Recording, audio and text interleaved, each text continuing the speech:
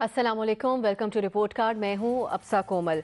2 रोज़ पहले पाकिस्तान की जानिब से अक़वाम मुत्तहिदा की सलामती कौंसिल को ख़त लिखा गया, जिसमें मसला कश्मीर पर हंगामी बुनियादों पर इजलास तलब करने का मुतालबा किया गया, जिस पर सलामती कौंसिल ने कल 16 अगस्त को इजलास तलब कर लिया है। कश्मीर कमेटी के चेयरमैन फ़खर इमाम का कहना है कि मसला कश्मीर पर अक़वाम मुत्तहिदा की सलामती कौंसिल का इजलास 50 साल बाद हो रहा है, जो पाकिस्तान की सिफारती कामयाबी है। वज़ीर आज़म इमरान खान ने भारतीय वज़ीर आज़म को वाज़ेह पैगाम दिया है कि हम मोदी की ईंट का जवाब पत्थर से देंगे और वक्त आ गया है कि उन्हें एक सबक सिखाएं।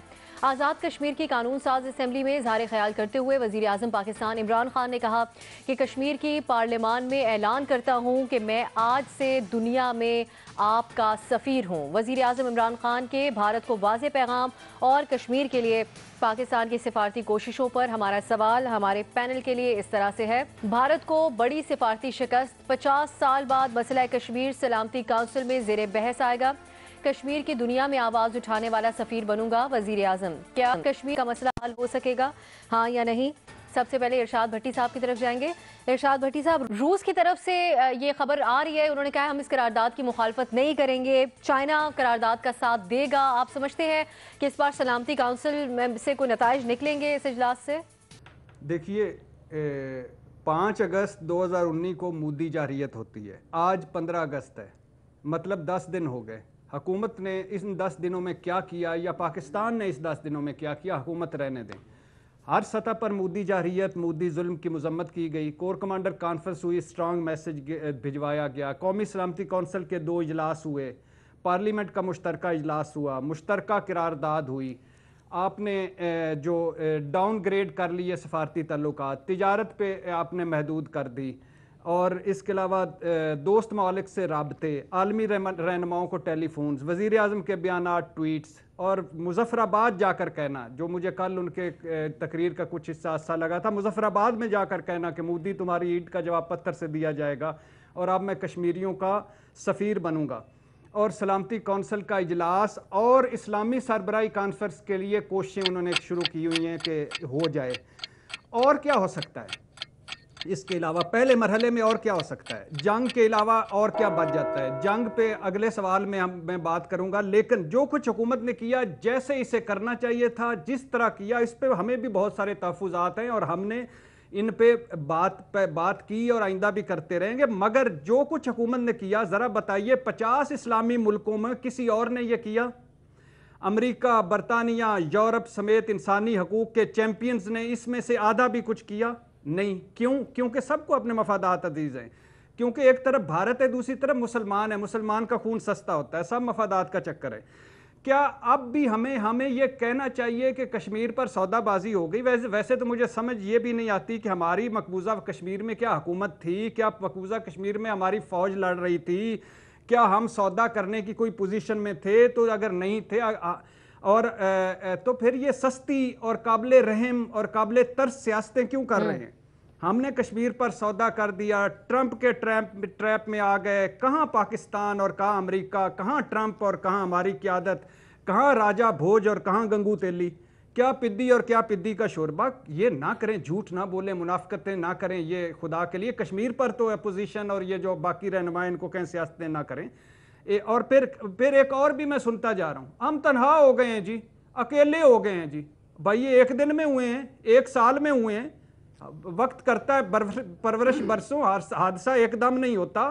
क्या हो गया है हमारी यादाश्तों को? जिस कतर से धड़ाधड़ कतरी खत आ रहे थे, इस कतर से नवाज दौर में हमारे 50% लेबर वापस आई थी और 70% लेबर इंडिया की वहां गई थी, ज्यादा इजाफा हुआ था। जिस यूई में जरदारी साहब ने 50 जाके दौरे फरमाए थे और सब कुछ जिस यूई में है, वहां वो यूई हमारे साथ खड़ा है। जिस सऊदी अरब की हम दोस्तियों के शरीफ और उनकी दोस्तियों के देते थे, हिल मेटल, अल अजीजिया, गल्फ जहां लग रही थी, उस सऊदी अरब ने 75 अरब डॉलर की एक सिर्फ अंबानी ग्रुप में जाके हम वहां बिजनेस फरमा रहे थे, वो भारत में बिजनेस फरमा रहा है। तो बात यह है कि कोशिशें जारी रखनी चाहिए। सलामती कौंसिल में क्या होता है, क्या निकलता है, क्या नहीं निकलता, ये और लेकिन इस वक्त कश्मीरियों को हमारी हर तरह की मदद की ज़रूरत है।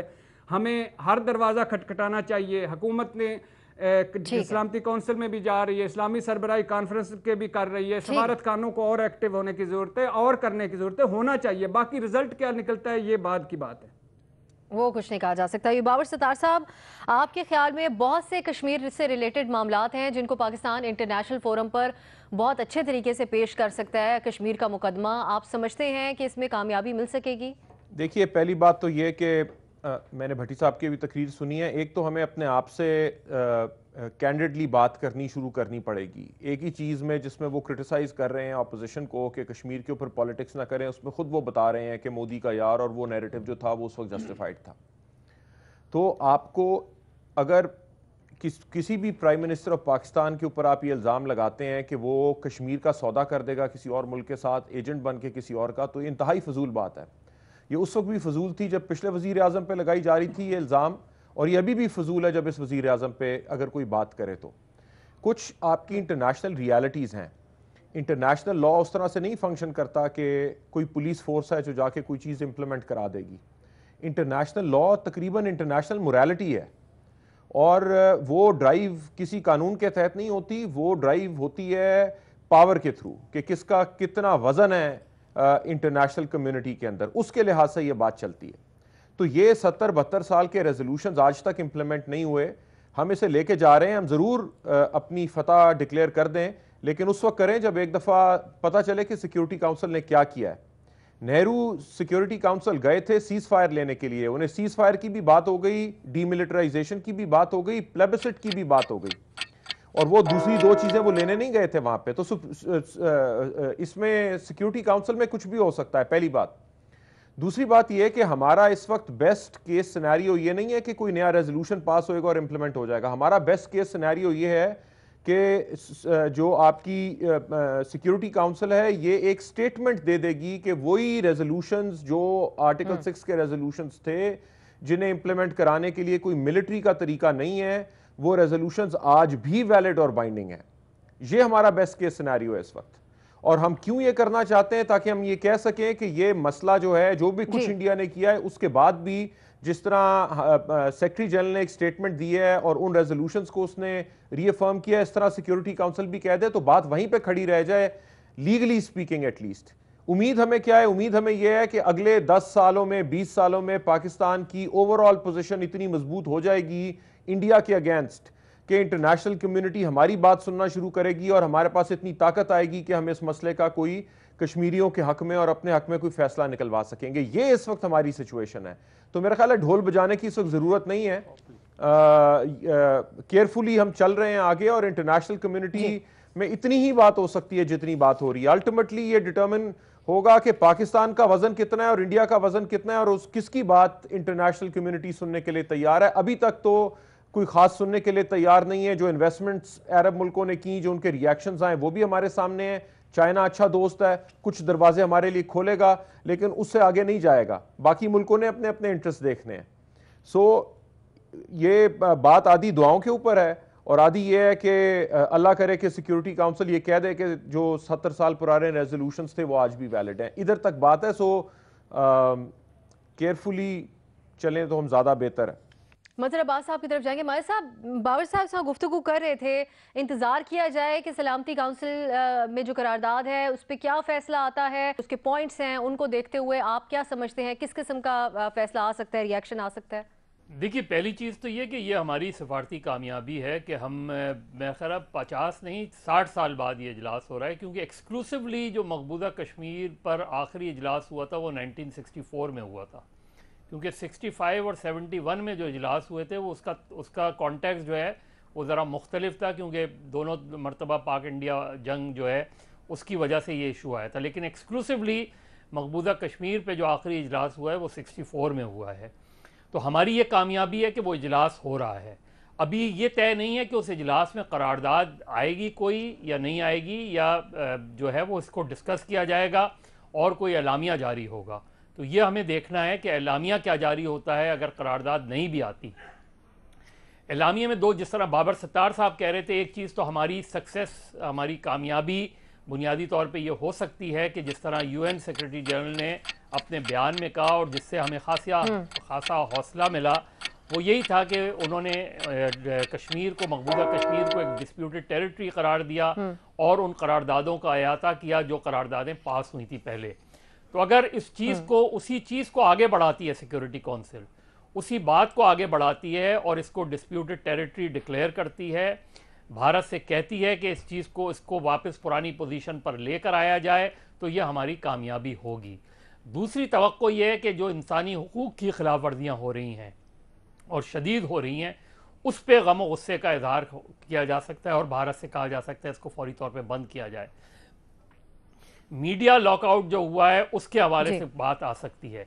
तो हमें देखना यह कि इवन अगर कोई रेजोल्यूशन नहीं भी आता और कोई एलामिया जारी होता है और उसमें इस कॉन्टेक्स्ट में जारी होता है, तो यह हमारी कामयाबी होगी।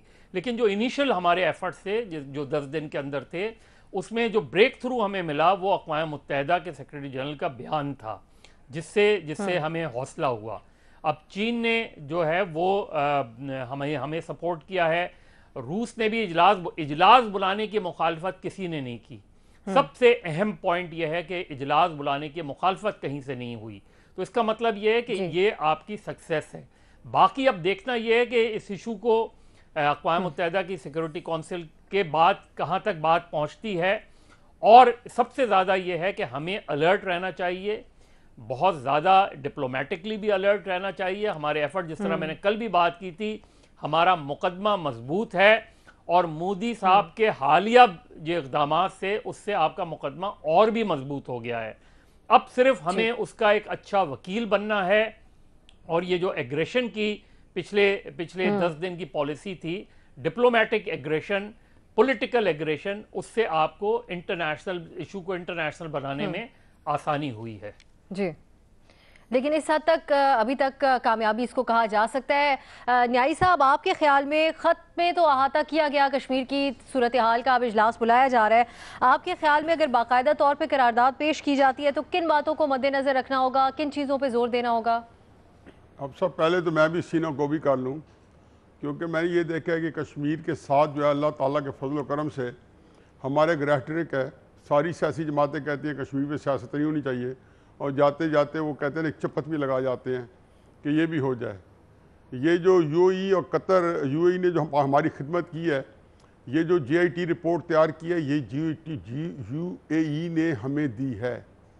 और अगर आप इत्तेसाब अदालत में वो जो हमारे वाजिद ज़िया थे, एस गवाह जीआईटी के जो चेयरमैन थे, उन पर जो जरत थी आखिरी उन दिनों में, उन्होंने कहा था कि सुप्रीम कोर्ट के डिसीजन से 2 दिन पहले ये उस जरह में उस रिकॉर्ड पे है। ख्वाजा हारिस साहब उसे कर रहे थे, तो मैं और एक हमारे एजेंसीज के आदमी के साथ 2 मेंबर गए थे और हम ये जाके अकामा निकलवा के लाए थे, और ये यूएई के हाईएस्ट लेवल पे डिसीजन होगा। तो मेरा ख्याल है कि जो कुछ हमें चाहिए वो तो यूएई दे रहा है। कतर अलबत्ता हमारा सबसे बड़ा एम्प्लॉयर है, हमारे मेक नो मिस्टेक, पूरे गल्फ में इस वक्त सबसे ज़्यादा अपॉर्चुनिटी जो है वो कतर के पास है। उसकी वजूहत क्या है वो दूर की बात है, लेकिन ये जो सीना को भी करते हैं और हम जाके सारे को लपेट लेते हैं और एक ब्लेम गेम कश्मीर के ऊपर जो है उसके अंदर अपने एक नाम नफकर तलाश कर रहे हैं, क्योंकि वो काम वो कहते हैं ना, चक्की की मुशक्क़त भी है, रख्त वो सुखन जारी और चक्की की मुशक्क़त भी, तो दोनों काम जारी हैं।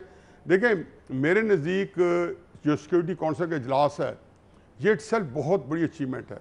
मेरे से साथियों ने कहा है कि मत भूलें कि शिमला अकॉर्ड के बाद दोनों पार्टीज पाबंद थी और यूएन सिक्योरिटी काउंसिल के अंदर इस चीज़ को टेकअप नहीं किया गया। आखिरी दफ़ा किस कॉन्टेस्ट में किया गया? 69 में किया गया, लेकिन एक पासिंग रिमार्क्स के तौर पे जो कॉम्प्रिहेंसिव जहाँ पे हुए, जिनमें रशिया हमेशा वीटो करता रहा तकरीबन 15-16 साल, वो और थे जिसमें हम जब भी टेकअप करते थे तो रशिया जो है जब जो डिस्कशन में आता था तो रूस वीटो कर देता था। ये वैसे भी ऐसा मतलब परमानेंट मेंबर्स की एक तकरीबन एक बात एक होती है, मिली भगत कह ले या एक वट एवर, उसमें डिटेल में नहीं जाते। अब सूरत हाल ये है कि ये जब डिस्कशन में आएगा तो ये भी बहुत भी अचीवमेंट है, लेकिन डिस्कशन में क्या आएगा? आया कि यूएन की जो पुरानी जो हमारी रेजोल्यूशन जो हैं उनको कहा जाएगा। अगर वो कहा जाए तो समझें कि हमने बहुत बड़ा मार्का मार लिया है। अगर वो कहें जी कि यूएन की रेजोल्यूशन जो है आज जिंदा हो गई हैं इंडिया के एक तरफा कदम की वजह से, शिमला जो बाइंडिंग थी मुआहदा शिमला की, वो अब वो बाइंडिंग नहीं रही और किसी के ऊपर कोई पाबंदी नहीं है, कदगन नहीं है। तो ये जो है रेजोल्यूशन तो अचीवमेंट है, फिर एक नया सिरे शुरू हो जाएगा, क्योंकि हम उसके बाद एक रिचुअल के तौर पे हर साल जनरल असेंबली में एक रेट्रिक तो करते थे कश्मीर के ऊपर, लेकिन उसकी उसी को वैसा था, और जिसको कहना चाहिए कि सराग के अंदर एक सदा हुआ करती थी। तो ये बहुत बड़ी अचीवमेंट है। अमलन मेरा अपना ख्याल ये है कि अगर कोई हुई तो फ्रांस की तरफ से या पूरी अंडरस्टैंडिंग के साथ ये जो है शायद चलने ना पाए, हम इतना होपफुल नहीं होना चाहिए, लेकिन परसों हमारे सामने जब डिस्कस कर रहे होंगे हमारे सामने पता चलेगा। इजलास बुलाने एक बहुत बड़ी अचीवमेंट है पाकिस्तान की।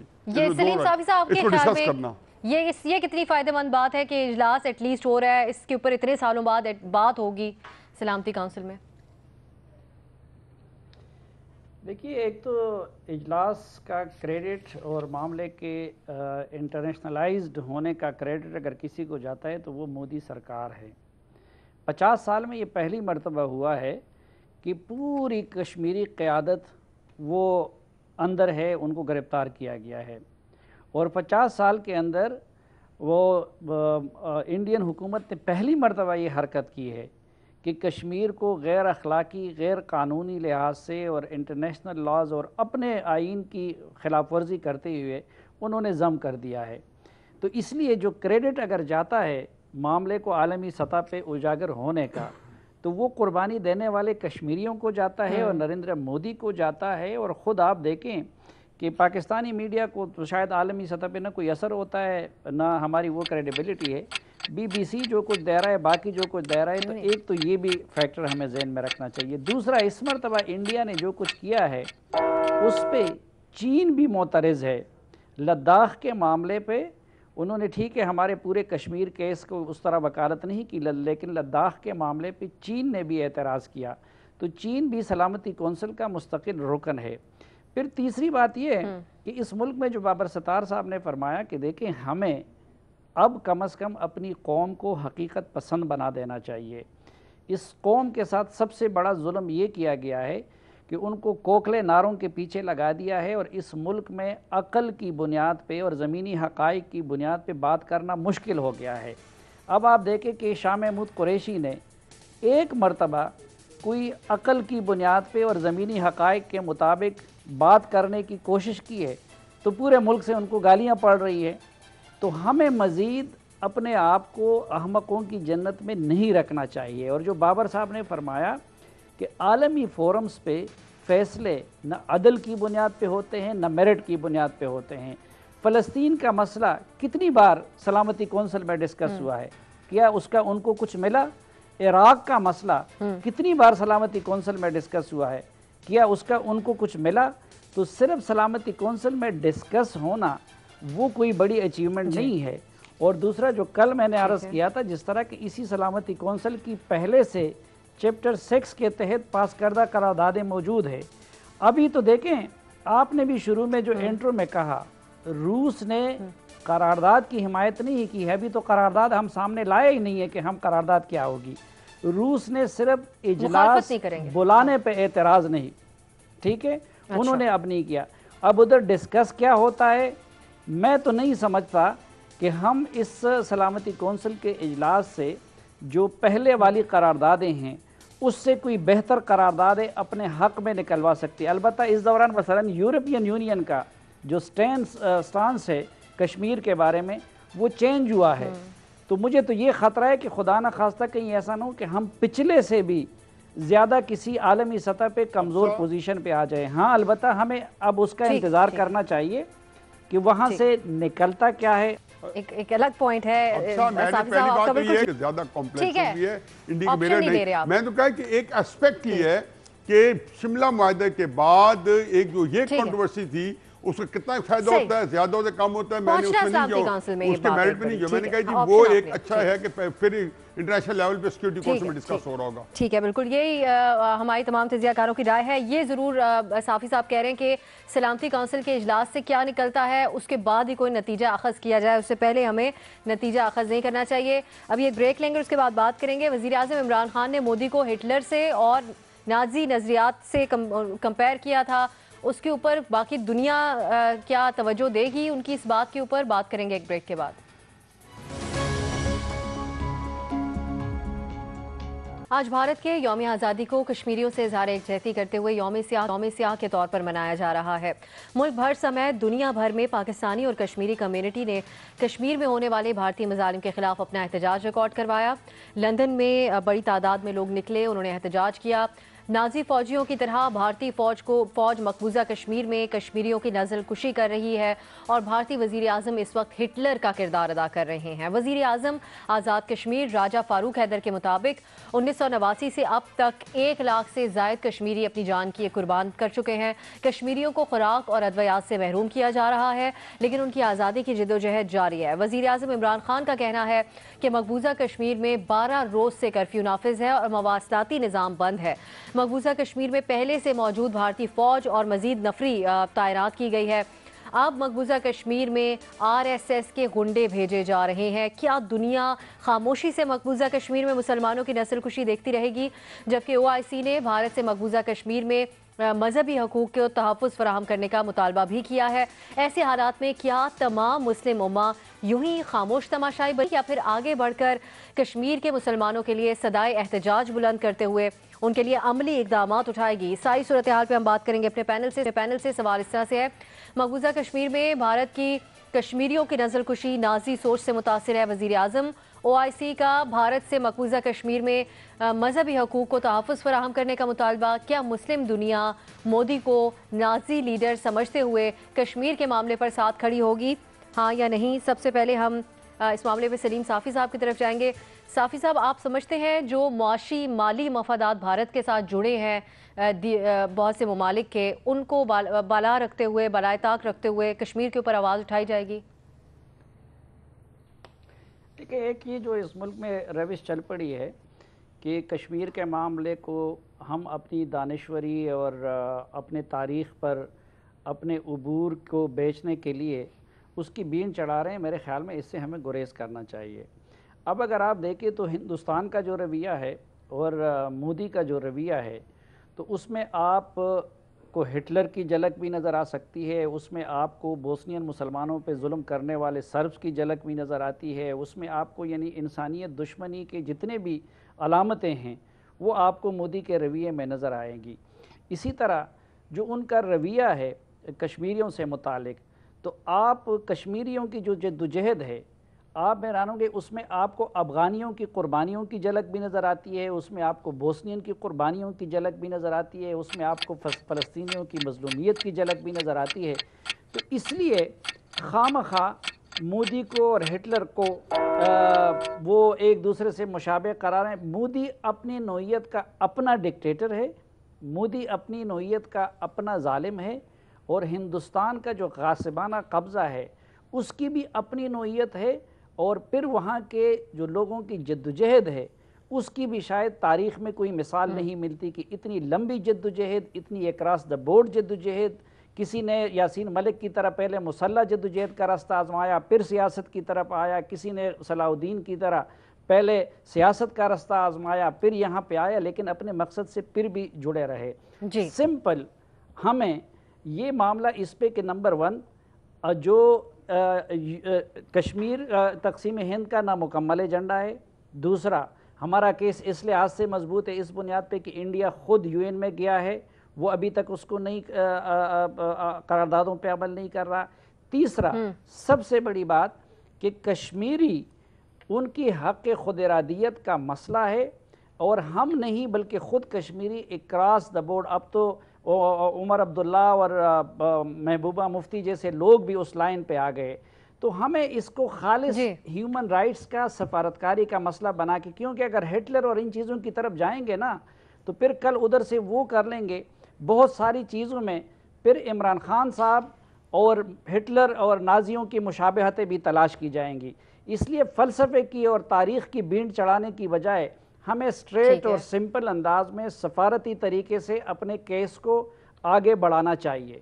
ठीक है, बाकी इसकी बुनियाद पे जो है कोई दुनिया हमारे कि आप हिटलर का नाम उनको दे दे, आप नाजियों से करें, इसकी बुनियाद पे दुनिया का कोई मुल्क आपके पास नहीं आएगा, इस वक्त दुनिया बड़ी वेल एजुकेटेड है, दुनिया वेल इन्फॉर्म्ड है। अगर हम यहाँ पे बैठ के हम जैसे मामूली तालिब इल्मों को ये पता है कि फ़लस्तीन में क्या हो रहा है, यमन में क्या हो रहा है, बाकी जगहों पे क्या हो रहा है, तो कम से कम पूरी दुनिया को भी, इस्लामी दुनिया को भी पता है। और वही बात है जो बाबर सत्तार साहब ने, कि हर इस्लामी मुल्क अपने मफादात को देख रहा है। इस्लाम को, मज़हब को, नस्ल को टूल के तौर पर तो इस्तेमाल किया जाता है, लेकिन किसी इस्लामी मुल्क की पॉलिसी वो मज़हब के ताबे नहीं है।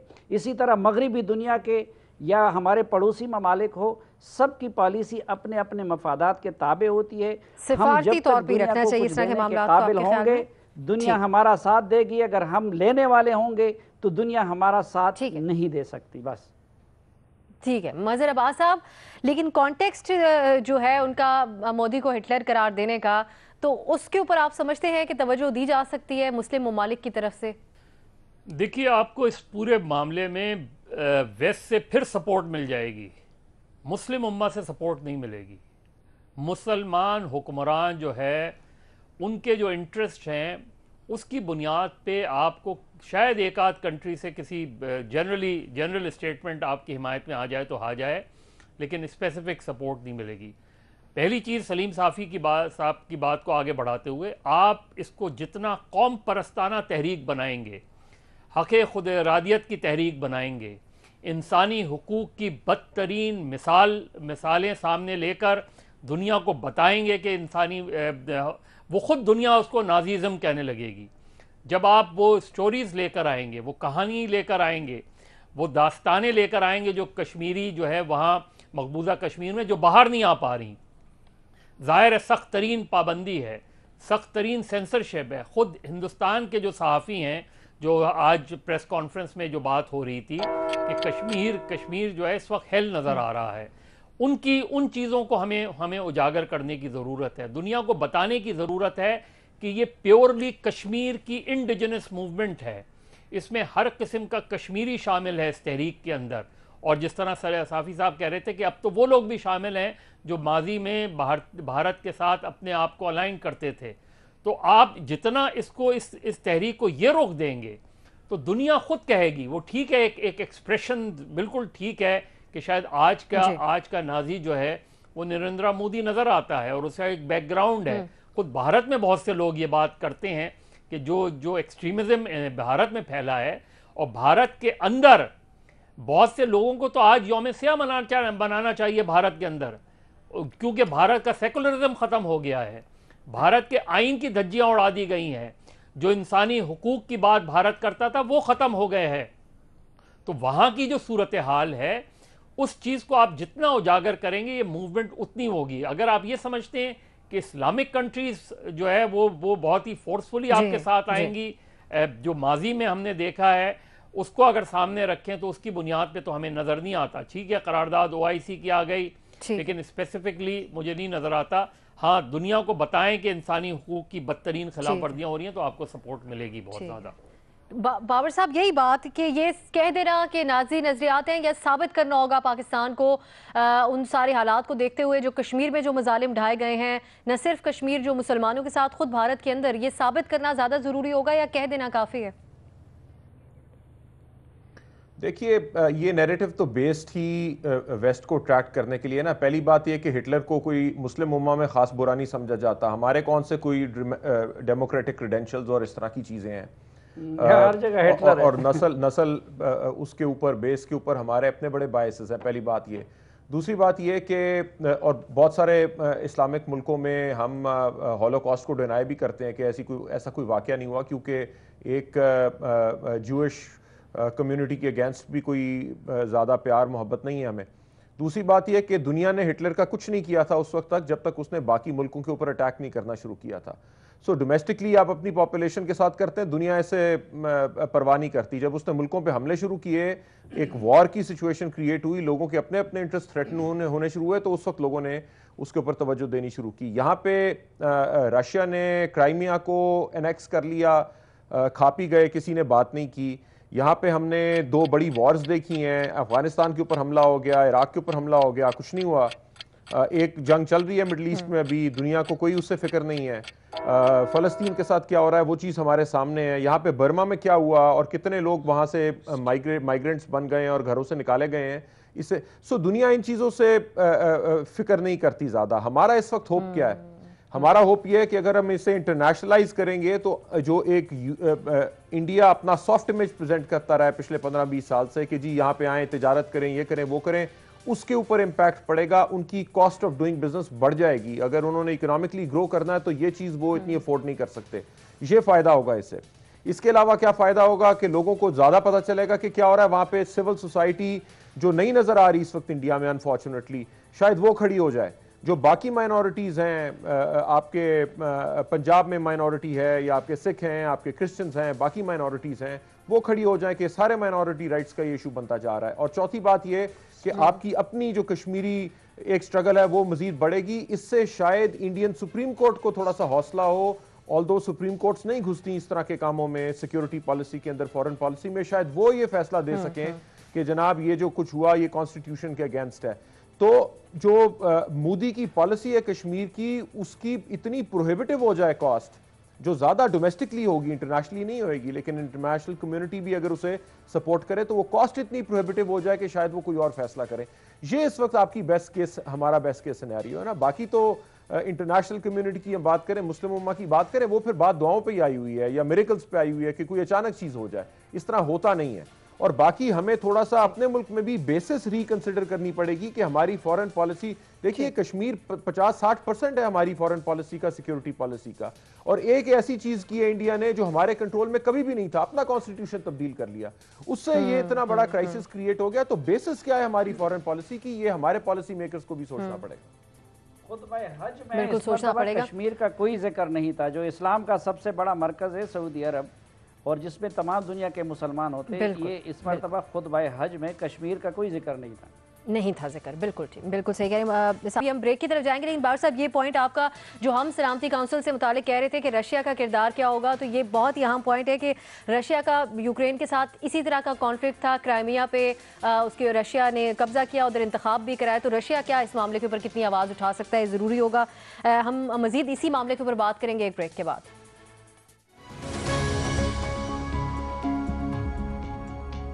गुफ्तगू करें कि क्या मुस्लिम दुनिया मोदी को नाजी लीडर समझते हुए कश्मीर के मामले पर साथ देगी। हफीजुल्लाह न्याई साहब की तरफ जाएंगे। न्याई साहब, मोदी के गुजरात के अंदर जो मजालिम थे, उसके बाद हत्ता कि उनका अमेरिका में दाखिला भी बंद था, फिर भारत में मुसलमानों के साथ बीजेपी के हुकूमत के दौरान जो सलूक किया जाता रहा है, उसमें दुनिया भर में रिपोर्ट होता रहा, बात होती रही उसके ऊपर। जब वो लंदन गए तो वहाँ पे भी एहतजाज हुआ, जब अमेरिका गए वहाँ पे भी एहतजाज किया गया। आप समझते हैं कि दुनिया अब फाइनली इस मामले के ऊपर नजरसानी करेगी? अब वज़ीर आज़म भी खुल के इस पर इजहार कर रहे हैं, वज़ीर आज़म इमरान खान भी। देखिए जी, मेरी तो बिल्कुल एक जिस नपी तुली और मुस्तहकम राय है कि ना वेस्ट आपको सपोर्ट करेगा और ना ईस्ट सपोर्ट करेगा, ना मगरबी दुनिया करेगी, ना मुस्लिम उम्मा करेगी। मुस्लिम उम्मा से मुराद अगर आपकी जो है कि जो 4, 5, 7, 8 जो बड़े उनके मजबूत ममालिक हैं, तुर्की और ईरान की बात बिल्कुल मुख्तलिफ है, उन्होंने खुल के सपोर्ट किया है। कल जुम्मे के खुतबे में भी तुर्की के अंदर तुर्की के सदर ने हर तरीके से, मेरा नहीं ख्याल कितना कोई ओवर स्टेज कर सकता है जो तुर्की और ईरान कर रहे हैं, ये एक्सपेक्टेड भी था। ये तो पूरा एक सीनो को भी रहेगी।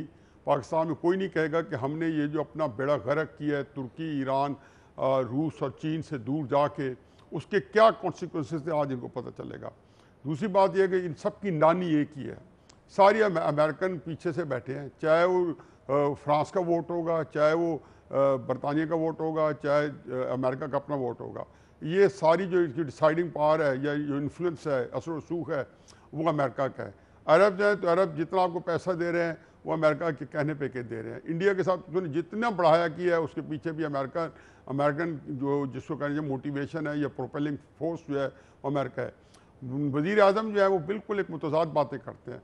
उस दिन उन्होंने इसी चीज़ को अवॉइड करने के लिए, जिसका बाबर साहब ने जिक्र किया होलोकॉस्ट को, क्योंकि उसमें जिसको कहना चाहिए कि जोश एथनिक क्लिनजिंग हुई थी, तो ये इन्होंने सोचा कि शायद इसका कोई बुरा असर ना पड़े, तो नाम नहीं लिया। तो उन्होंने कहा वो कम्युनिस्टों को मारने के लिए चले गए। तो ये वो समझ नहीं आई थी कि मोदी को की जो कश्मीरियों के अंदर जो जुल्म है वो होलोकॉस्ट के साथ तो कंपेयर किया जा सकता है। और रूस के साथ क्या कैसे किया उन्होंने, ये उनको पता हो, तारीख का बड़ा दरार रखते हैं और तारीख के बड़े बड़े हवाले देने में वो मशहूर हो चुके हैं।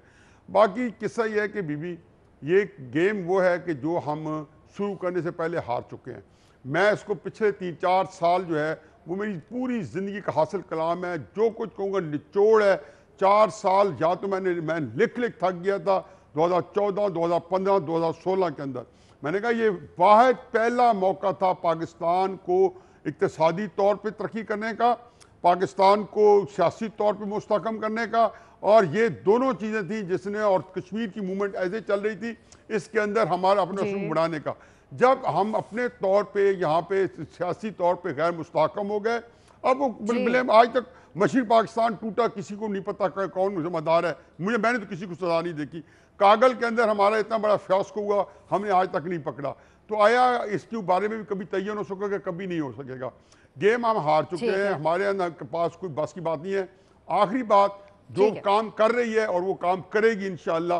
पहले मैंने जिक्र किया था, आर्मी चीफ ने एक बड़ा मजबूत बयान दिया था, और मैंने पहले प्रोग्राम में किया था, बड़े लोगों ने चीं की थी कि मैंने कहा था कि बहुत ही कमाल का दिया है, और पैगाम बिल्कुल मलफूफ अंदाज में है, जो साफी साहब कल अपनी गुफ्तगू में फरमा रहे थे कि हम ऑल आउट जाएंगे, और यही वो थ्रेट है जो दुनिया में काम आ रहा है। इसको जितना बढ़ाएंगे, वज़ीर आज़म ने कल असेंबली में यही बात की है, शामिल कुरैशी ने भी सो मेनी वर्ड्स में यही कहा है, हमारे पास एक ही चीज है, और उन्होंने कहा जी आप हमने संभाल के नहीं रखना, इसलिए ये वाहिद वो चीज है कि जिसको दुनिया महसूस करेगी।